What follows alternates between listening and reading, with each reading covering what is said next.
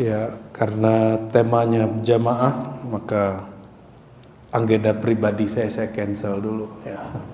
Karena kata Rasulullah SAW, seluruh kelompok yang berpecah belah itu finnar, nanti disiksa, illal jamaah, kecuali yang berjamaah. Jamaah itu bukan kita buat nama majelis jamaah apa gitu, bukan. Al jamaah itu orang yang membuang sisi eksklusif dalam dirinya.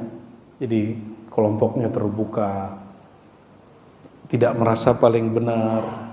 Makanya ada ungkapan hadis, yadullah alal jamaah, tangan Allah di atas jamaah. Kalau ahlu sunnah metodenya memang dua, ada yang mentakwil, ada yang tidak mentakwil. Saya bukan mentakwil, saya bukan aliran pentakwil, Pak.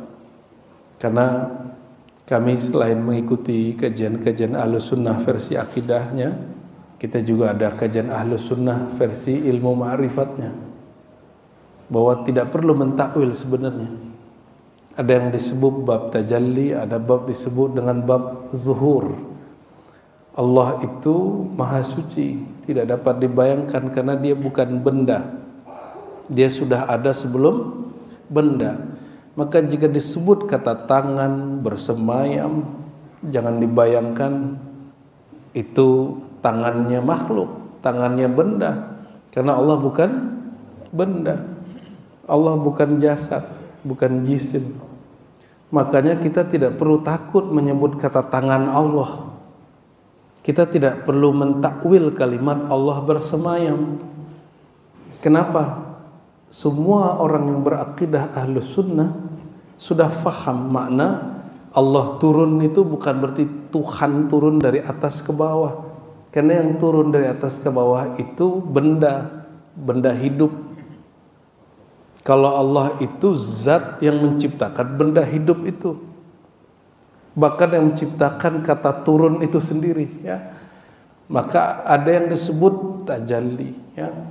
Namun karena orang belum ketemu polanya, misalnya ada ayat Allah, jika kamu mendekat kepadaku, ini hadis qudsi, jika kamu mendekat kepadaku sejengkal aku datang kepadamu sahasta, jika engkau datang kepadaku berjalan, aku datang kepadamu berlari. Dalam pandangan awam, berlari itu ya lari. Tapi kalau kita faham, kita lari dengan jasad. Allah lari bukan dengan jasad. Yang dimaksud adalah baru boleh memaknai, mentakwil. Isbatkan dulu sifatnya, tetapkan dulu sifatnya, jangan kemudian langsung ditakwil-takwil. Kadang hari ini banyak orang berahlus sunnah tapi malah dia terjebak kepada aliran baru namanya Mu'tazilah, tapi Mu'tazilah neo ala sunni-sunnian. Ya, kita nggak mau begitu. Ini kalau beres, Pak, sunni Ahlus Sunnah kita sewajar dengan salafi nggak akan banyak bentrok. Ya.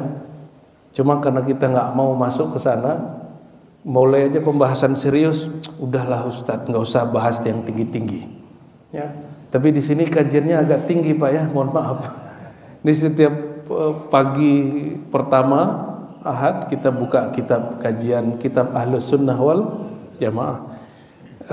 Dan kita sudah pernah buka kitab akidah tertua, yaitu akidah Abu Hanifah. Abu Hanifah wafat 110 Hijriah.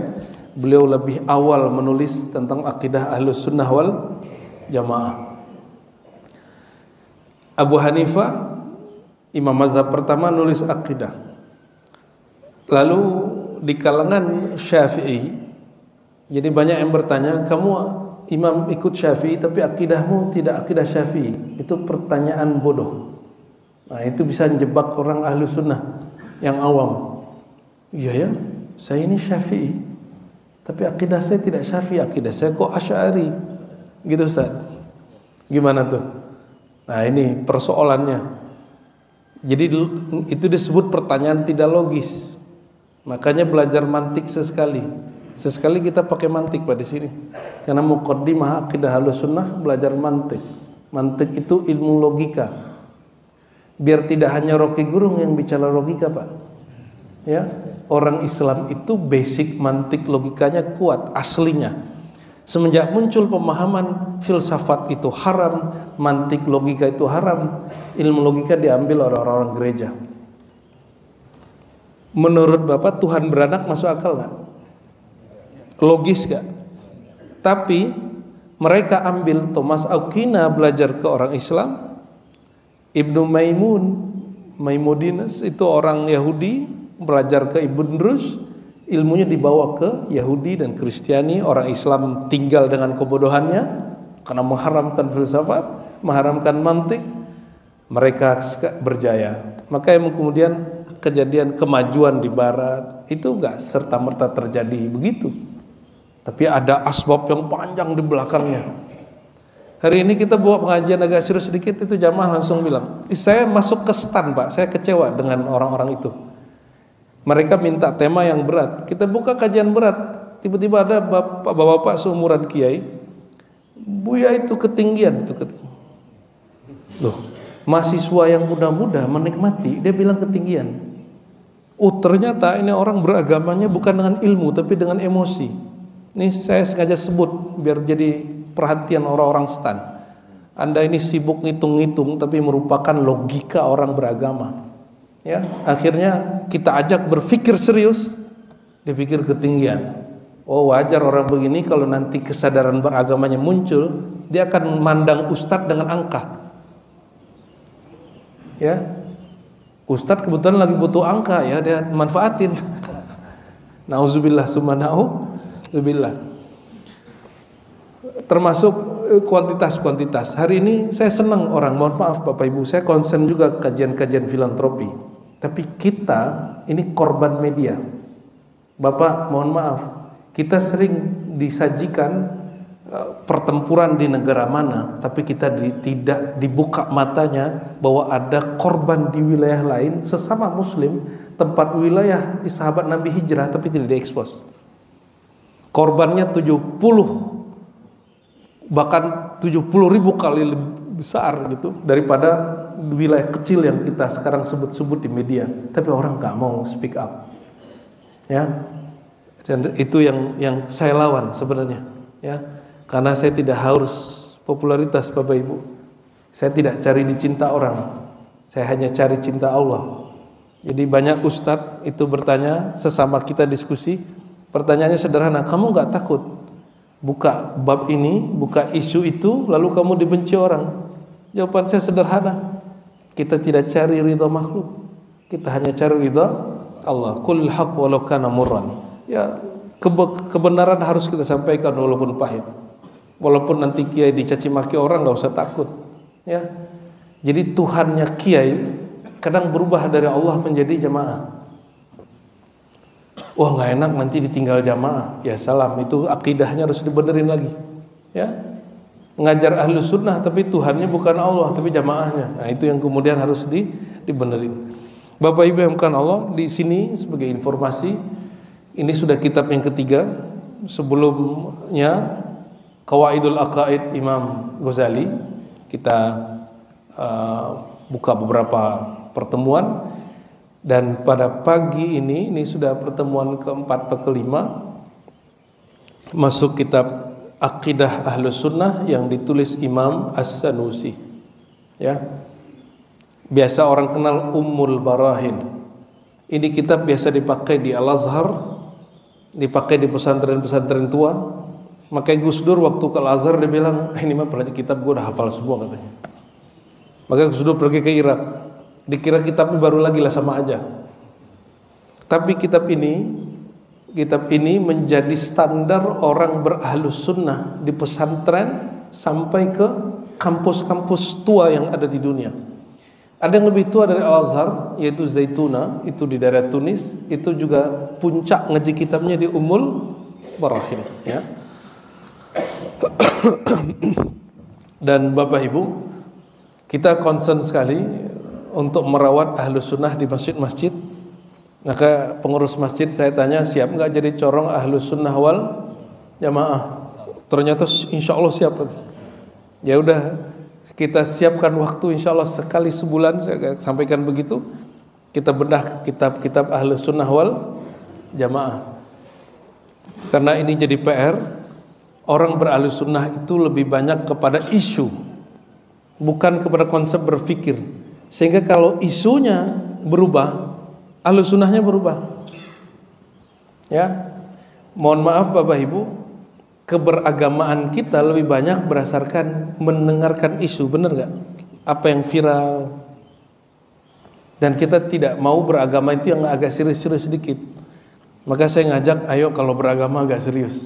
Kenapa? Allah itu paling sering bicara serius di Quran dan mengatakan afala taqilun, apa kamu tidak berpikir? Tapi pikiran, akal tidak boleh salah kamar. Kamar dia bukan tentang zat. Tidak boleh bicara zat Tuhan di situ. Akidah itu berbicara tentang meyakini apa yang berkaitan dengan zat Allah, bukan memikirkan zat Allah, ya. Dan kita sudah masuk kepada beberapa muqaddimah. Bahkan kita bawa kitab muqaddimah dari kitab ini, kitab Sughra judulnya, yang juga ditulis oleh beliau. Insyaallah pada pagi ini setelah membahas muqaddimah, mungkin Bapak Ibu pernah mendengar hukum akli, hukum nakli, hukum adi. Ya, itu disebut perangkat akal. Itu sudah kita bahas berkali-kali ya, untuk sekedar memanas-manaskan kepala. Hukum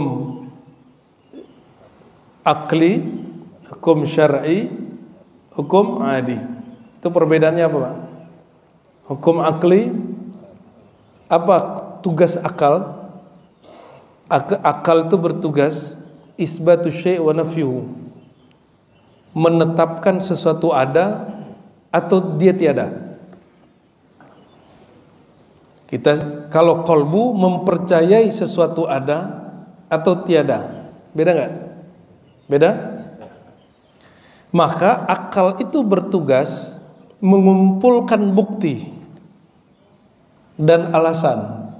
Kalau hati sekedar menerima apa hasil dari olahan akal, hati bilang aku percaya.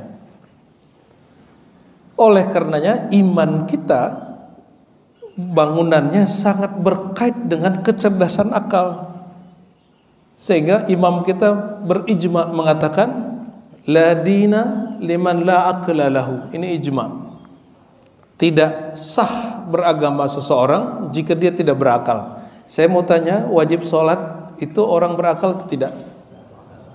Ya, wajib puasa berakal atau tidak? Jadi Bapak kalau belajar masih ingat waktu kecil syarat sholat apa aja? Muslim, baligh, berakal, lalu baru bersuci, ya kan? Suci tempat, suci badan, suci baju, pakaian. Ternyata bersuci itu syarat orang sah sholat setelah dia berakal. Betul? Puasa, coba puasa. Puasa syaratnya pertama apa? Muslim, baligh, berakal, sehat. Betul nggak?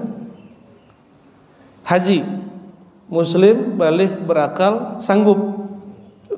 Berakal semua.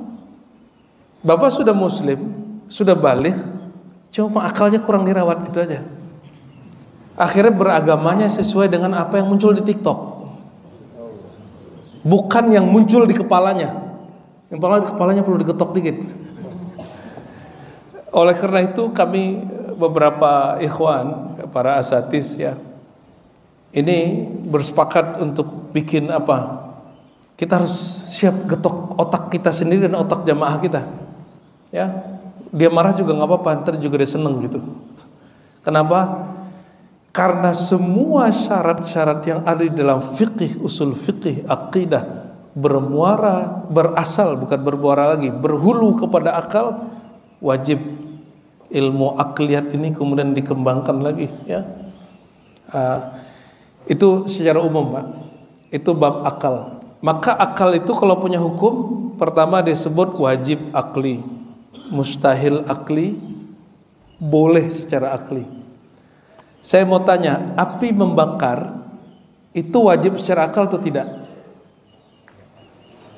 Api membakar Oh, jadi kalau api tidak membakar nggak masuk akal. Berarti ada ayat di Quran nggak masuk akal, Pak. Nabi Ibrahim cemplungin ke api nggak kebakar, nggak masuk akal ada Quran. Kalau ada di Quran ayat tidak masuk akal, itu bukan ayatnya nggak masalah, akal Bapak nggak sampai. Karena Quran itu diturunkan oleh Zat yang menciptakan akal itu sendiri, dan dia menjadikan akal sebagai alat mediasi memahami kalamnya. Dan tidak mungkin dia menciptakan alat ini kalau tidak sesuai dengan kalamnya ini. Gimana? Api wajib membakar secara akli, secara akal atau tidak? Iya, secara akal. Ini kejebak lagi nih Ustaz. Maka ada namanya hukum akli, hukum syar'i, hukum adi. Hukum adi ini hukum eksak, hukum alam. Api membakar itu hukum akal, hukum syariat, apa hukum alam? Ulangi. Api membakar itu hukum akal, hukum syariat, atau hukum ya. Yang mana Pak? Hukum alam. Hukum alam itu bahasa kerennya sunnatullah. Udah nyambung? Sudah nyambung nih? Oh, udah mulai nyambung. Bahasa Arabnya dalam kitab itu nggak dipakai hukum alam. Kenapa? Digunakan istilah yang berbeda dan langsung paham. Namanya hukum adat, bukan adat istiadat.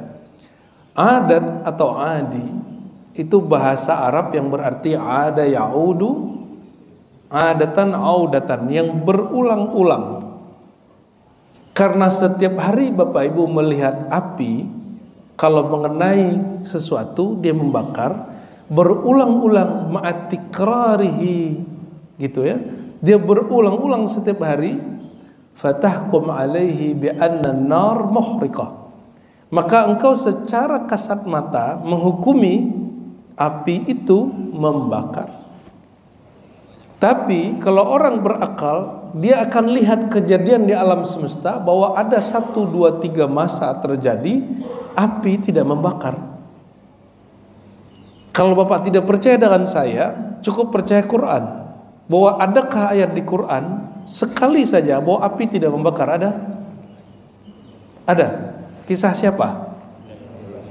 Apakah Quran tidak masuk akal? Quran sedang membongkar hukum adi, bukan hukum. Jadi Quran sedang menjelaskan, oh kalian jangan berpikir dengan hukum adi, kalau berpikir dengan hukum akli. Nyambung sudah? Nyambung? Itu tes biar panas aja Pak, karena pada ngantuk nih. Ya, orang Islam itu dengan orang Kristiani, orang Yahudi, otaknya sama kan? Yang beda apa? Doktrin yang beda. Muka, emang ada muka orang Islam? Ada Pak? Ini tinggal dikasih salib aja depannya langsung jadi kayak non Muslim, walaupun kiai kan. Ini karena kita pakai rida, pakai kopiah, pakai gamis. Bapak kalau ke Irak, orang baca Injil itu iramanya sama kayak sholawat. Ya, ya Rasulullah. Mereka di situ juga buka haleluya, gitu sama. Jadi jangan terjebak lagi dengan performan penampilan. Isi ini yang mesti dibenerin, karena dia berkait dengan apa yang kita percaya nanti.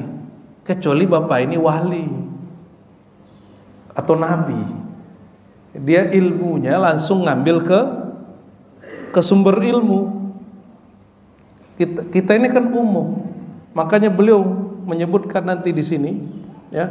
Ini bab akal saya tinggalkan, ya Bapak nanti cek video-video sebelumnya ya.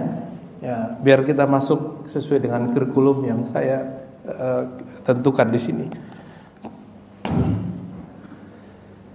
Bahwa kita beragama untuk meyakini Allah itu pembuktiannya mesti pembuktian akal. Karena akal kalau udah masuk, itu kolbu kekunci sudah. Kolbu nggak bisa ngapa-ngapain. Tapi karena akal Bapak Ibu tertukar oleh hukum alam, kalau sekarang oleh hukum TikTok.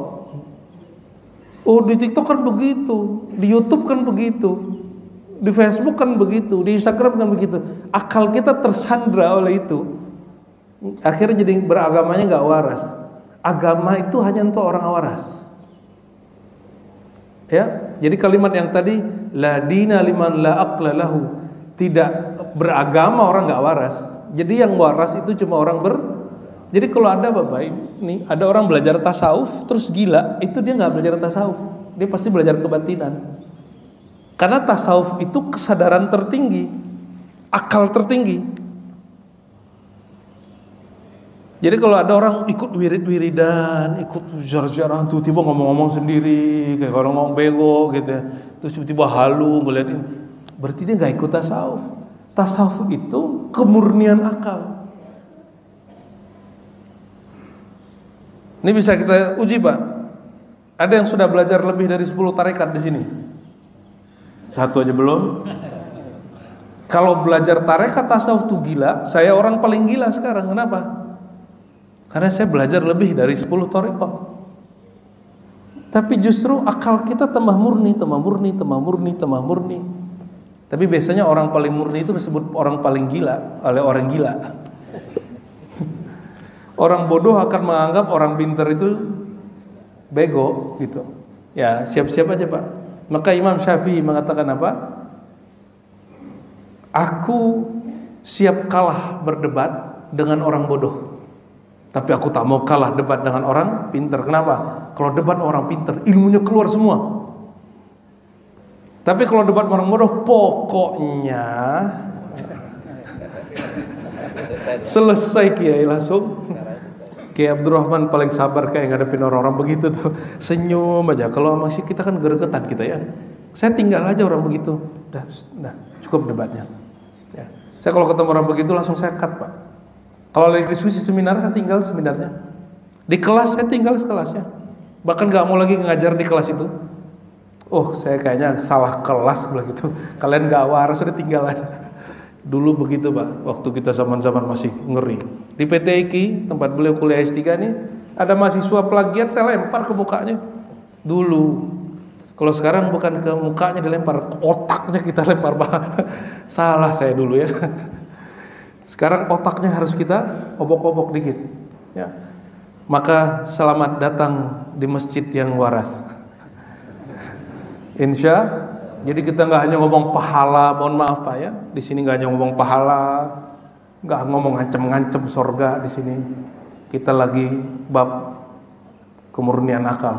Akal yang sesuai akidah Ahlus Sunnah wal Jamaah. Karena orang tidak beragama kalau dia tidak waras.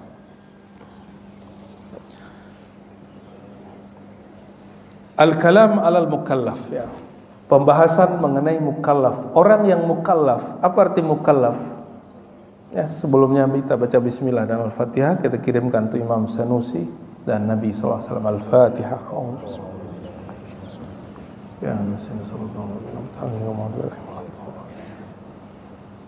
Al-mukallaf artinya orang yang diberi beban oleh Allah.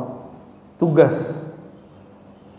Bapak ibu ini sudah mukallaf atau belum? Sudah dapat tugas dari Allah atau belum? Sudah. Maka siapa yang disebut mukallaf? Muslim, baligh, berakal dan ada kesanggupan untuk melakukan tugas. Ahliyatun lil ada. Siapa aja Pak? Muslim, baligh, berakal, ada kesanggupan. Oke? Berarti Bapak ini mukal. Kalau azan subuh berarti dapat tugas ngapain? Sholat 2 rakaat. Tapi orang bertugas kalau belum mengenal tugasnya, dia terbebani. Seperti Bapak Ibu ini bekerja itu kalau sudah bulan-bulan akhir itu kayaknya tersiksa. Ya, betul nggak? udahlah gajinya mau habis, jangan-jangan pakai kartu kredit ujung-ujungnya. Tapi kalau dia tahu tugasnya, pikirannya nggak mau kemudian jam 4 nggak pengen pulang dulu, mau akhir-akhir bulan dia biasa aja. Kenapa kemudian orang merasa terbebani dengan tugasnya? Karena dia belum tahu yang dia kerjakan itu dalam skala besar efeknya apa. Ya, bapak ini buang sampah sembarangan, orang kalau disuruh ambil sampahnya dia terbebani. Tapi kalau dia berpikir secara umum, jika ada 1000 orang buang puntung rokok sembarangan, jika ada 1000 orang buang sampah sembarangan, apa yang terjadi? Dan itu dilakukan setiap hari. Tapi kan kita mikir, paling gua doang, ada makanan buang tepi jalan, gitu kan? Dan itu ada 1 juta orang tiap pagi di Cinere lewat di sini. Itu kira-kira sampahnya gimana, Pak? Jadi kita kadang-kadang hal yang besar itu dimulai dari yang kecil-kecil. Nah, mukallaf itu ada 2 jenis. Ada mukallaf yang tidak mengenal tujuannya, ada yang mukallaf yang al-arif bi amrihi, yang dia tahu tugasnya.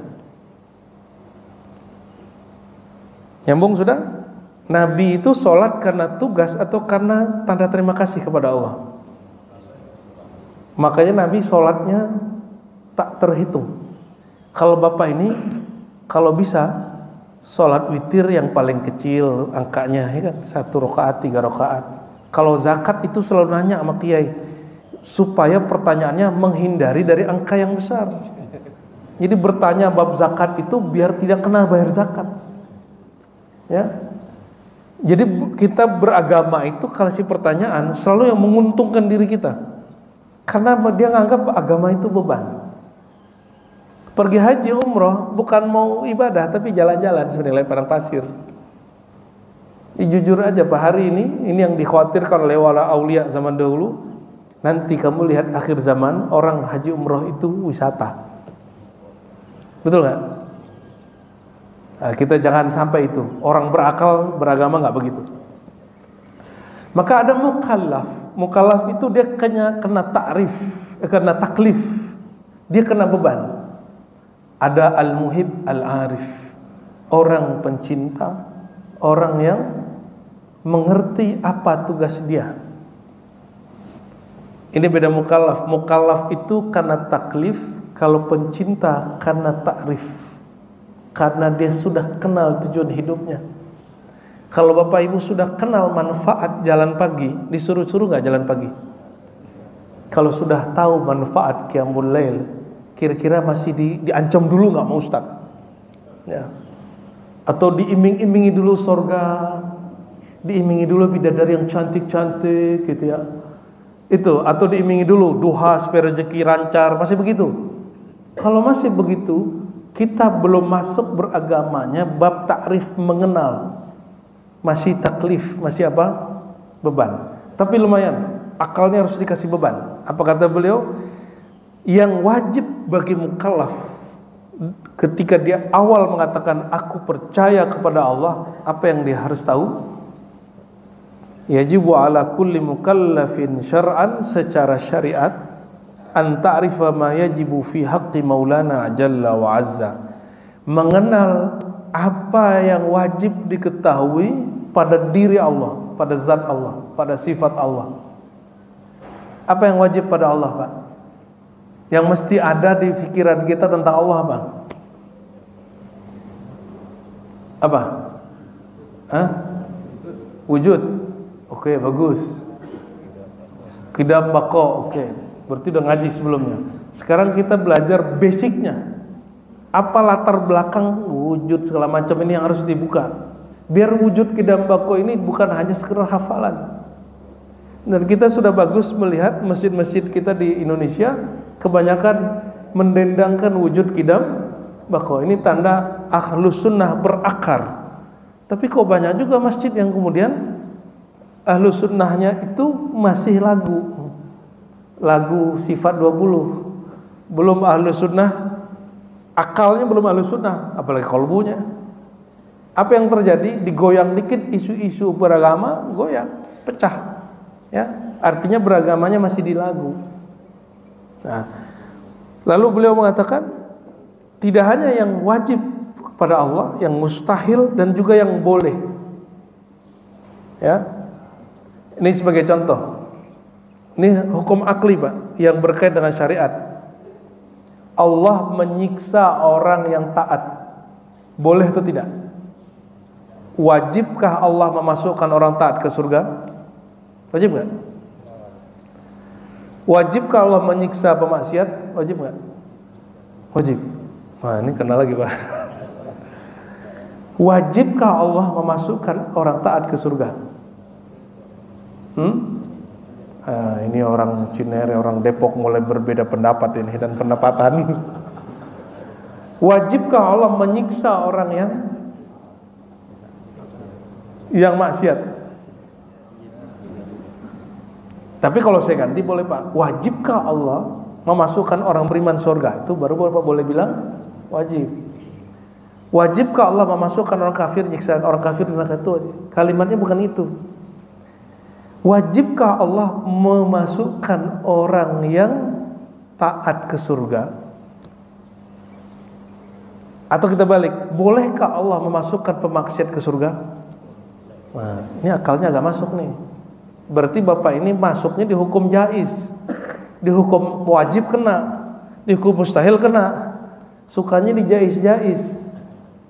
Berarti Bapak ini suka ngeles kalau baca hukum. Ya, jadi hukum 3 tadi apa? Wajib, mustahil, akli. Ini bukan hukum perdata pidana apa ya? Ini hukum akli. Wajib, mustahil, jaiz. Wajib secara akal apa itu? Yang tidak mungkin tidak ada, itu wajib. Minus kali minus jadi berapa? Minus kali minus plus yang tidak mungkin tidak ada. Tidak mungkin minus, tidak ada minus, jadi plus dia. Tidak mungkin tidak ada berarti dia ada apa enggak ada? Tidak mungkin tidak ada. Ada apa tidak ada? Akal itu menolak dia tidak ada, berarti dia ada. Sudah nyambung? Kalau mustahil itu tidak mungkin ada. Nyambung? Allah ini punya bini, punya anak. Ya, jangankan Tuhan, raja punya bini, bininya lebih dari satu, Pak. Ya, apalagi Allah ntar bininya banyak, ntar bini-bini cemburu-cemburu lagi. Ya, raja punya anak, anaknya bertengkar nggak? Berebut kekuasaan. Jangankan di zaman sebelum Islam, itu Turki Utsmani yang Bapak yang kena TikTok itu ya, karena mengenal Turki Utsmaninya lewat TikTok dan YouTube, akhirnya menggebu-gebu mencintai Muhammad Al-Fatih. Bapak tidak tahu kalau dia membunuh saudara dia sendiri, membunuh keluarga sendiri untuk menjadi seorang khalifah. Mengerikan nggak? Jadi kalau Tuhan beranak, kok bisa-bisa anak Tuhan bertengkar, Pak? Seperti film-film Zeus, ya. Apalagi tuh Tuhan bawa palu, lucu juga Tuhan bawa palu ya. Anak Tuhan itu. Tapi kita terhibur, Pak. Jadi nonton begitu udah tahu dikebulin, terhibur lagi. Jadi akal ini suka dihibur emang. Akalnya sudah tahu gue dibohongin nih, tapi menikmati karena ada alat yang perlu dihibur, yaitu pandangan mata. Kembali ke sini. Kita kebanyakan kenanya di hukum akli dan mustahil, tapi paling banyak main di hukum jaiz. Jaiz ini boleh pada Allah. Jaiz ini bukan bab nanti hujan atau enggak hujan, itu standar hukum alam itu. Hukum jaiz itu lebih strategis dari itu. Pemaksiat tapi masuk surga, mungkin di sisi Allah? Mungkin. Kalau orang Mu'tazilah nggak mungkin, Pak. Ini beda Ahlussunnah sama Mu'tazilah. Padahal Mu'tazilah itu menjadikan akal sumber pertama hukum Islam. Kalau dalam Ahlussunnah, akal itu alat memahami hukum Islam, bukan sumber hukum. Apa bedanya? Jadi kalau kita kan Alkitab, Sunnah, Ijma, Qiyas. Kalau mereka enggak, pertamanya Al-Aqlu, akal, Kitab, Sunnah, Ijma. Di kita akal itu enggak boleh main sendiri, dia harus diuji dulu, namanya Qiyas. Jadi Alkitab, Ijma, Sunnah, Ijma, Qiyas. Jadi dia mesti diuji dulu, sudah punya kaidah-kaidah, baru dia boleh dijadikan sumber. Jadi yang sumbernya bukan akalnya, tapi sistem yang ada pada akal, disebut Qiyas. Bapak bersedekah, berzakat fitrah di sini pakai apa? Beras. Adakah Nabi pernah berzakat fitrah pakai beras? Oh enggak. Bapak Ibu nih kalau zakat fitrah pakai duit toh? Pakai duit kertas. Adakah Nabi berzakat fitrah pakai duit kertas? Enggak ada, apalagi sekarang duit digital. Kalau pakai Alkitab nggak ketemu, pakai Sunnah nggak ketemu, pakai Ijma apalagi ketemunya di Al-Qiyas, bukan di akal. Nah, akal yang dimaksud Ahlus Sunnah bukan akal yang dimaksud oleh Mu'tazilah. Akal mereka belum nyampe. Maka kelompok akliyun itu tidak masuk akal. Sudah nyambung? Ya, saya ulangin lagi. Sanggupkah Allah punya anak? Pertanyaan. Ini nguji akal, Pak. Sudah jam berapa ini? Ya. Sanggup kalau punya anak, Pak? Pak dosen gimana, Pak dosen? Sanggup? Oke, saya tampung aja dulu ya. Ada yang bilang sanggup atau tidak sanggup? Sanggup. Sanggup Allah punya anak. Oke, ada yang bilang tidak sanggup? Hah? Ya, berarti memang wajib ngaji begini nih. Ya. Wajib. Bapak ini kan rajin sholat subuh jamaah. Ya, artinya secara kesolehat zahir sudah dapat. Soleh akalnya belum, Pak. Akalnya belum soleh, Pak. Allah sanggup gak punya anak? Bapak ini berbentur di kepalanya. Kalau aku bilang tak sanggup, berarti aku tidak meyakini pada Allah berkudrat, gitu Pak ya. Kalau aku bilang, oh kalau gitu sanggup aja lah. Ada satu pertanyaan mesti dijawab, iya dan tidak. Ada satu pertanyaan, pertanyaannya nggak boleh dijawab iya dan tidak, tapi kembalikan kepada orangnya lalu kita bilang, bro, pertanyaanmu salah. Logika pertanyaanmu salah. Jangan keliru, logika dengan akal beda. Logika itu struktur berpikir.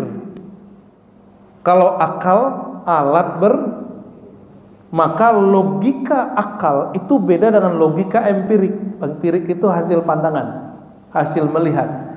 Logika rohani para sufi beda dengan logika akal. Logika para peneliti, logika peneliti apa? Kebenaran itu relatif. Sekarang saya mengatakan ini benar, besok bisa jadi ditemukan salah. Tapi kebenaran akal dia hampir permanen, Pak. Boleh saya sebut qat'i, dia permanen. Yang tidak permanen hukum empirik dan hukum tajribah, percobaan. Tapi hukum akal dan hukum rohani dia permanen, ya. Jadi kalau ditanya orang, sanggupkah Allah punya anak? Jawabannya apa? Pertanyaan Anda salah. Yang benar gimana? Pertanyaannya bukan sanggup tidak sanggup, kembali ke hukum akal. Wajib, mustahil, akli. Dari wajib, mustahil, jaiz ya. Mana yang pas pertanyaannya? Apakah Allah sanggup atau apakah wajib bagi Allah? Apakah mustahil bagi Allah? Apakah jaiz bagi Allah? Yang mana yang pas?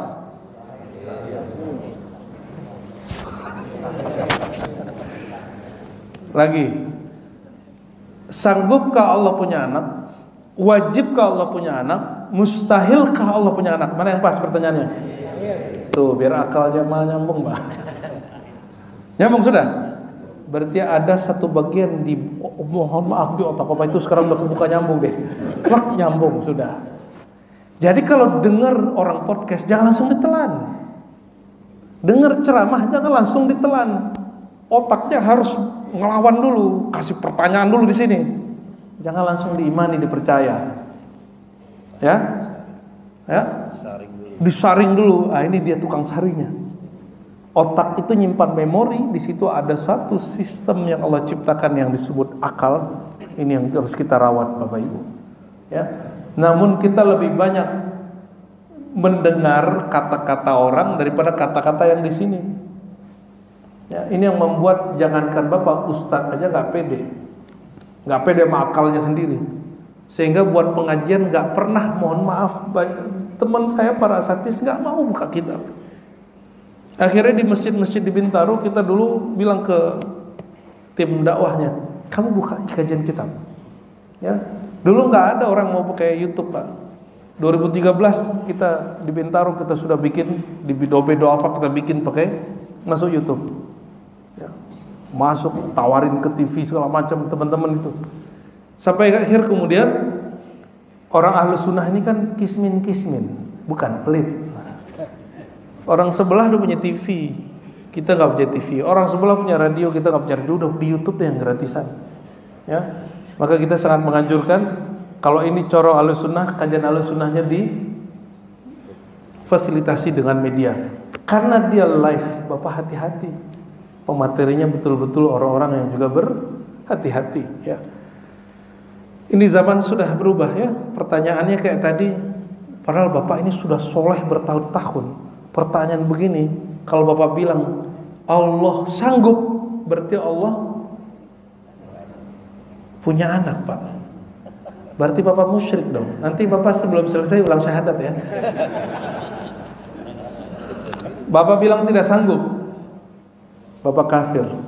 Kenapa? Karena menafikan sifat kudrat, bukan kun fayakun, Pak. Kun fayakun itu ujung dari kudrat. Kemampuan Allah melakukan sesuatu itu dalam password kalam kun fa, tapi nama sifatnya kudrat. Oke, kita balik pertanyaannya ya. Wajibkah bagi Allah memasukkan pemaksiat ke dalam neraka, memasukkan orang taat ke surga? Nah, gagal lagi. Wajib gak? Yang wajib bagi Allah itu apa?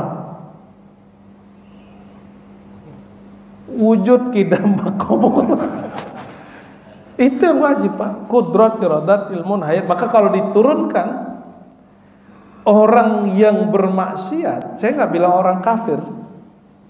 Ini perbedaan logika kita dengan Mu'tazilah. Mu'tazilah itu kalau orang bermaksiat tidak tobat, maka dia kekal masuk neraka.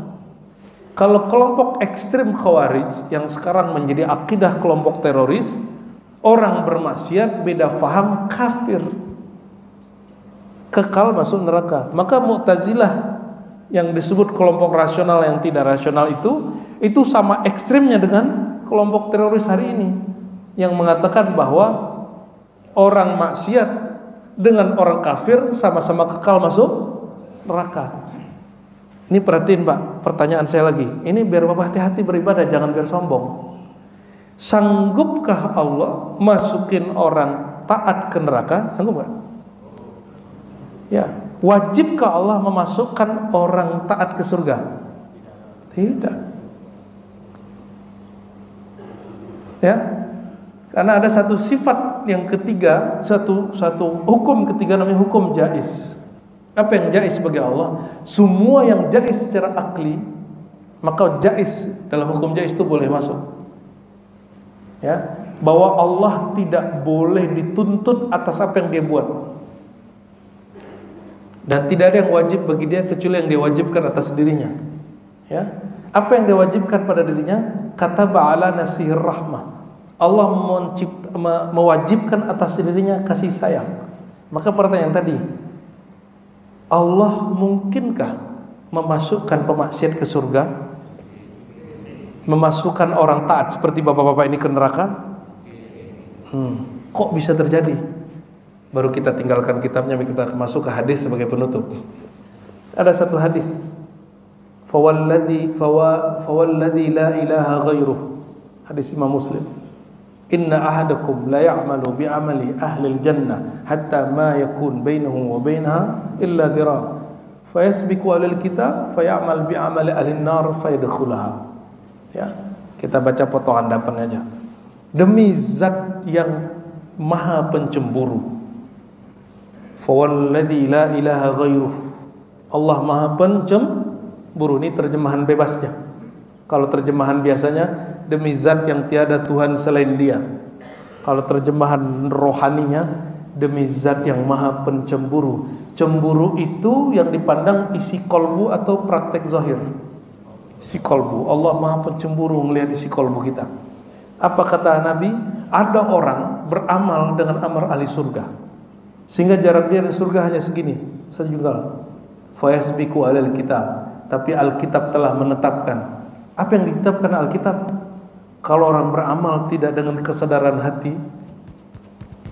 satu saat di akhir hayatnya, innamal a'mal bil khawatim, hadis Bukhari, amal itu ditutup dengan khatam. Khatamallahu ala qulubihim, Allah mengkhatam kalbu. Maka sang khatam ini yang dari kalbu itu nanti dibuka, dikeluarin sebelum meninggal. Maka bapak wajib belajar ilmu kolbu supaya kolbunya dapat dipastikan. Kolbunya apakah ikut taat atau tidak. Taatnya baru emosional atau sudah masuk taat rohani kolbu. Ya, nanti cek aja. Beda pandangan dikit marah nggak? Beda sedikit sama Salafi Wahabi ngamuk nggak? Ya, saya untuk ngadem-ngademin aswaja biar gak tengkar sama Wahabi ini susah juga Pak. Ya. Sampai ada satu jamaah ngomong ke kita gini, kita gak ikut Buya yang sekarang, kita ikut Buya 2019. Oh, maksudnya apa? Aneh yang suka tengkar-tengkar sama Wahabi itu, kata dia. Ya kita jawab, dua jawaban saya. Berarti kamu bukan muridku, kamu murid hawa nafsumu, karena kamu ikut aku yang cocok dengan nafsumu. Yang gak cocok, gak usah. Dan betapa banyak bapak ini berguru mencari ustadz yang memenuhi nafsu syahwat rohaninya, syahwat pemikirannya. Oh, karena ustadz ini cocok kajarnya sama kiai aneh ikutin deh. Kalau gak cocok aneh tinggal. Karena dia cocok sama pergerakan aneh ikut nih. Kalau enggak. Karena cocok sama partai aneh ikut. Itu beragamanya emosional, bukan akal. Kalau orang berakal walaupun beda background itu gak masalah. Kita kasih tahu satu lagi. Jadi ada sekelompok, mungkin bapak ini punya kesadaran begini karena khawatir masjid-masjid sekitar Depok kena virus Wahabi. Betul? Betul Kiai? Betul Kiai sih ya? Sahih ya? Oke. Namun orang cara menanggapi Wahabinya tidak pakai akal, tidak pakai kolbu, pakai emosi. Akhirnya beragamanya sukanya emosi-emosi. Gitu juga dengan mu'alaf. Mu'alaf masuk Islam, akhirnya dia pantik emosi orang Islam supaya benci dengan agama sebelumnya. Dia pantik emosi orang beragama sebelumnya supaya kemudian mengikuti jalur dia. Agama ini bukan agama emosi, ini agama akli. Ya. Nah, ini yang saya PR kita Bapak Ibu yang saya ingatkan. Jadi kalau begitu gimana? Kita kasih pertanyaan jamaah ini. Seandainya kamu tidak ketemu kelompok yang barusan, tidak Allah pertemukan dengan mereka, adakah kesolehanmu ini? Muncul nggak kesadaran kita? Jadi kadang-kadang Bapak Ibu kita buat program keagamaan itu karena ada triggernya. Triggernya bisa jadi kelompok salafi, bisa jadi karena ada kenakalan remaja, bisa jadi karena A, B, C, D. Tapi yang paling kenceng bikin Bapak Ibu ini ngumpul, tinggal kita up peristiwa Wahabi, Bapak itu ngamuk semua nih. Ya, betul nggak? Tapi ingat itu cukup di awal. Kita berterima kasih kepada Allah yang telah menciptakan Wahabi. Kenapa?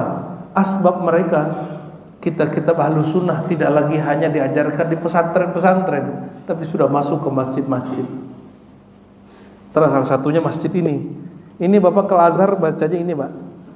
Bapak ke Zaitun, Tunis bacanya ini. Bapak ke Maroko bacanya ini. Ke pesantren di Jawa baca ini. Beda bahasa aja. Orang Jawa pakai bahasa Jawa, orang Sunda pakai bahasa Sunda, orang Melayu pakai bahasa Melayu. Tapi kitabnya sama. Ya, kitabnya sama.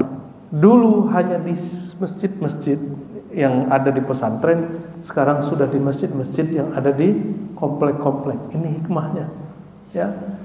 Maka kita tidak lagi benci kepada Wahabi, tidak lagi benci kepada Salafi, justru kita terima kasih Pak. Jadi nanti siang Bapak kalau ketemu yang celananya jingkrang itu, Bapak senyumin dan salam. Terima kasih akhi, asbab ente aneh jadi sadar beragama.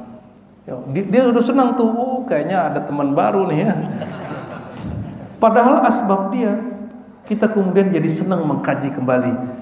Dia membid'ahkan maulid, dia membid'ahkan tahlil, mengatakan syirik, tawassul. Akhirnya kita ngaji, buka lagi kitab bahwa tawassul ternyata tidak syirik, maulid bukan lagi bid'ah, wajib.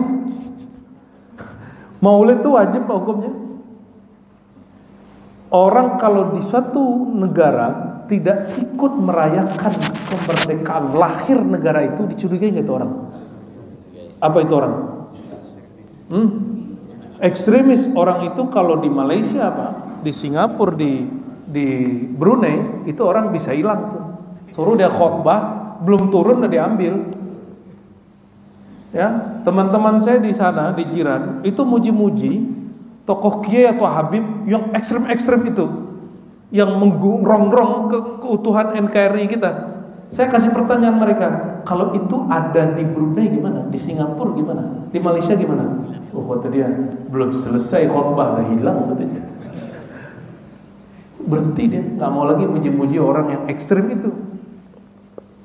Jadi kita Indonesia bebas semua, karena bebas siapa aja naik.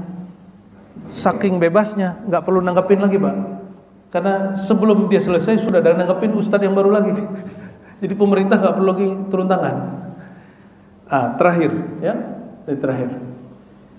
Karena ada di dalam hadis Nabi, orang beramal soleh secara kesolehan sosial, soleh secara fisik, tapi batin dia ternyata masih ada yang memicu gairahnya Allah. Maka Allah gunakan kalimat fawalladzi la ilaha ghairuh.